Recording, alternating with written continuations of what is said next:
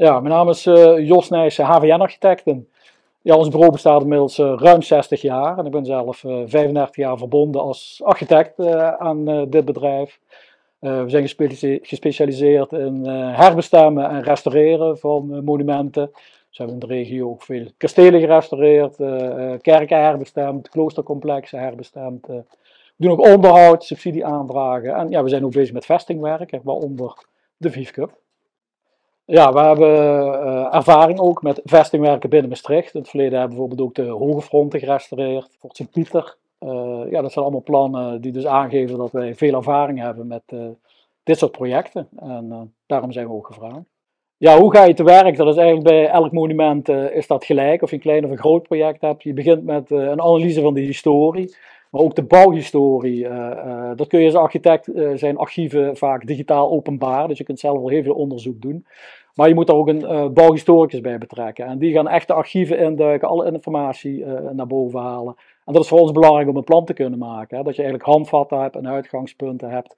Hoe ga je restaureren? Hoe kun je een stukje reconstrueren? Daarvoor is zo'n bouwhistorisch onderzoek heel belangrijk. Dan brengen we alles in kaart. Dan gaan we tekeningen maken. In dit project is dat op steenniveau. En dat doen we aan de hand van een scan, een 3D-scan. En dan moeten we daar wat tekeningen uit produceren waar de aannemer mee kan werken, waar we vergunningen op kunnen aanvragen. Ja goed, als we de vergunningen hebben aangevraagd, dan begint natuurlijk het bouwproces. Dat we hier met een heel dynamisch proces te maken hebben. Dat ook weer steeds weer nieuwe dingen in het werk ook tegenkomen, moeten we de plannen aanpassen. Dus als architect doen we ook een stukje kwaliteitsbewaking en het bijstellen van de plannen totdat we het eindresultaat hebben gehaald. Ja, we staan hier op een hele bijzondere plek, de Vijf Koppen.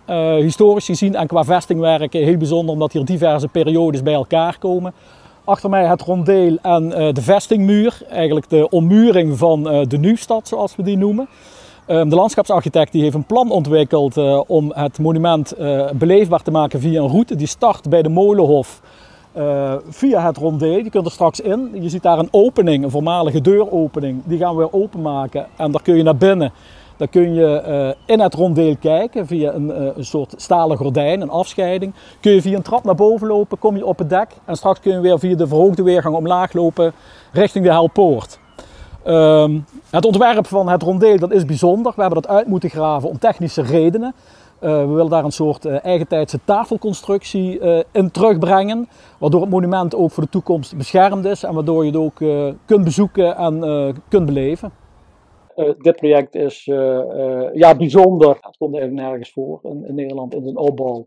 En in feite ook dat na onderzoek is eigenlijk 500 jaar historie aan het licht gekomen. Hè? Dus 500 jaar onder de grond verborgen geweest.